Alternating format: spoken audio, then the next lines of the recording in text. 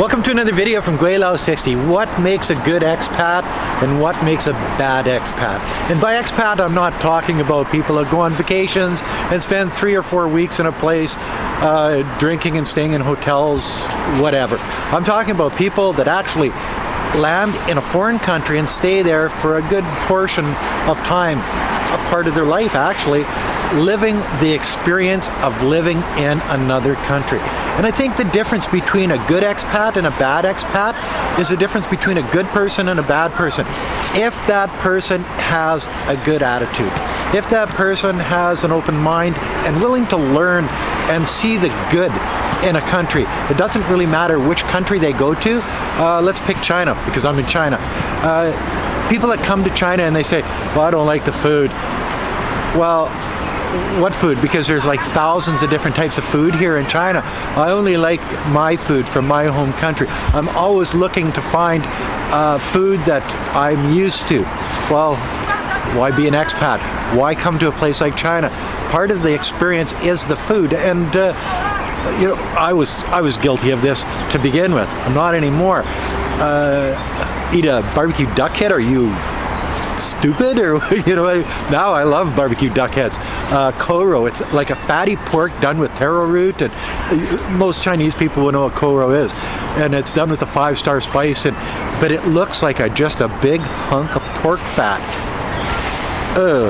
But now that's my favorite meal. Like seriously, I love that. So embracing different things in a foreign country helps you be a better expat. Attitude actually has a lot to do with being a good expat. If you're one of these people that think that they're better than other people, that your country is a superior country, and I'm basically talking about you guys in the United States. My God, I've seen some bad expats. Anyway, you know, you come in and you try to tell people in their own country how to do it right. That's just a recipe for a bad expat. You know, complaining about everything around you because it isn't like it should be. Well, maybe it's like it should be, and in your country it's not like it should be, depending on where you are in the world. People giving China a bad rap for the traffic. Traffic is bad in China. But you know what? It works. There's an ebb and flow to it. And once you get into driving in China, or a car or an e-bike, it really doesn't matter. You figure it out, and it actually works pretty good here. Are there accidents? There's accidents everywhere, but that's just part of it. Part of being a good expat is not only when you're in a place like China, it's before you get here and after you leave. Before you come, try to understand what you're getting yourself into, because it is a different world being an expat in a different country.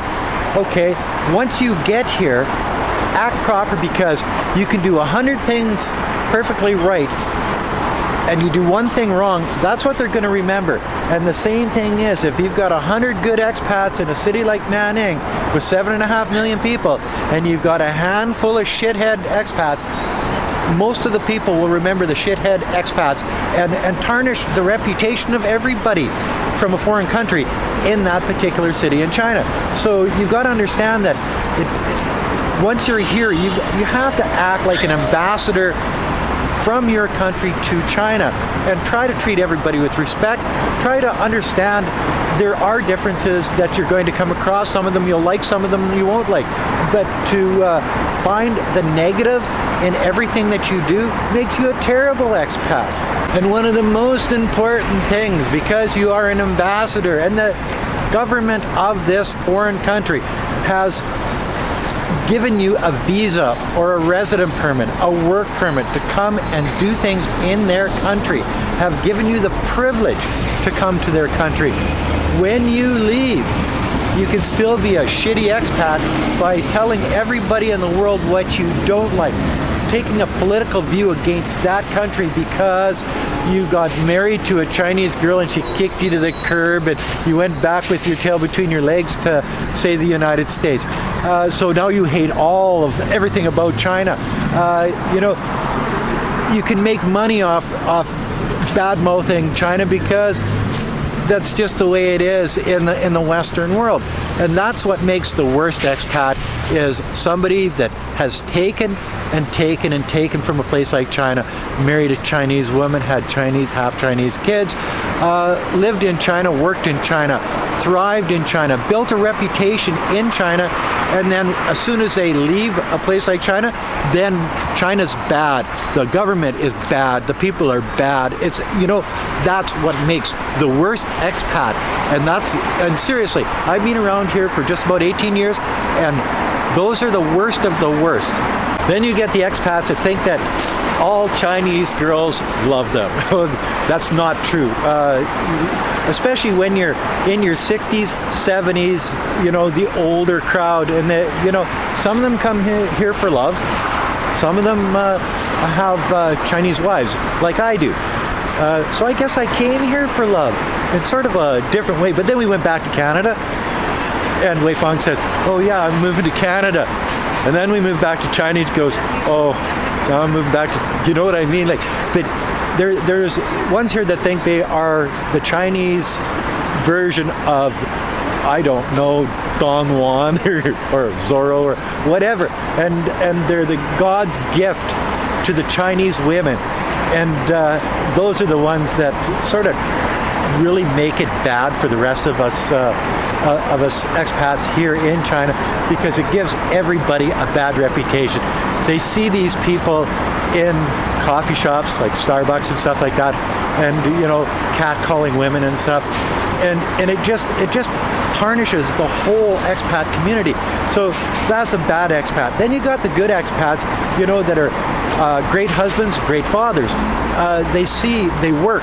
A lot of them are school teachers, and they do a really good job teaching English as a second language, and among other courses at your regular middle school, high school, and university levels. You get the really good expats that sort of integrate into the country, into the culture, into the customs. They respect the people around them, their neighbors, their co-workers. They respect the country that they're in, and they know that it's different. It has a different style of government. It has different foods, it has different weather, it has different customs and cultures, and in China everybody looks the same.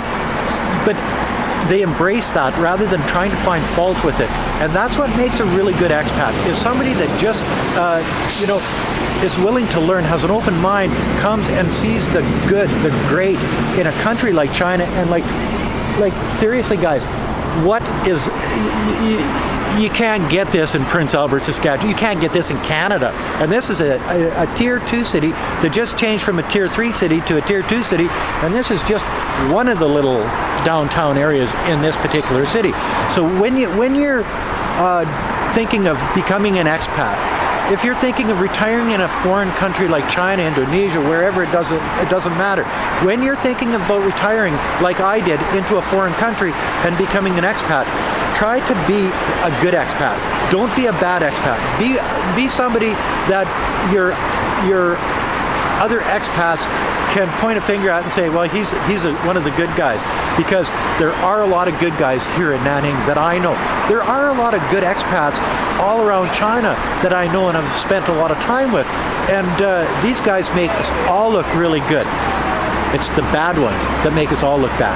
And it doesn't matter, as I said before, it doesn't matter whether you are coming to China or any other country. It doesn't matter whether you're thinking of coming, so you don't know what you're getting into yet, so you study up on it. Good idea. When you're here, act like a proper person, and when you leave, don't degrade the country that you just came from because you didn't like some of the things in that country, so everything is bad.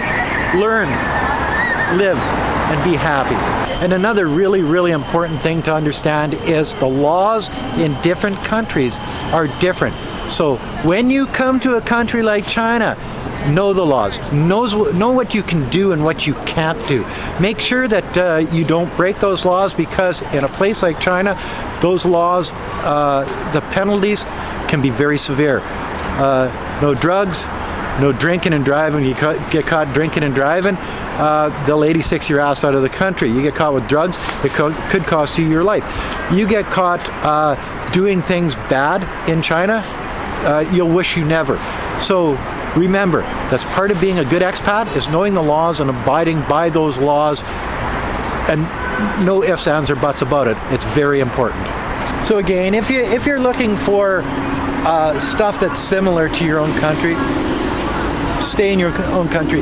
If you want the traffic to be the same, the food to be the same, if you want the culture to be the same, the laws to be the same, if you want it all exactly the same as it is in your country, you should probably stay in your country, because any country around the world that I've ever traveled to, they're all different. You can get similar countries like Canada, the United States.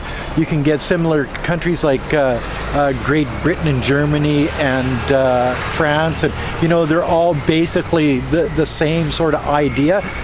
But then you get into places like Thailand and Indonesia and Malaysia. You get into Japan and Singapore. You get into China and Cambodia. You get into a lot of the Chinese and Southeast Asian countries. They are all totally different, and they have different cultures. They have different foods. They have different ideas. They have different levels of rich and poverty. They have different this and different that.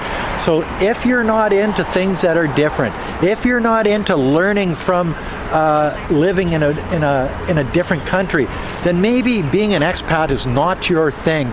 And and that's not a bad thing. Some people they thrive on it, like I do, and there's some people that would rather be at home, sitting in Prince Albert, Saskatchewan, chawing down on a big roast beef, gravy, potatoes, and with a big old glass of, I was going to say Budweiser, but a big old glass of kokanee beer, you know what I mean?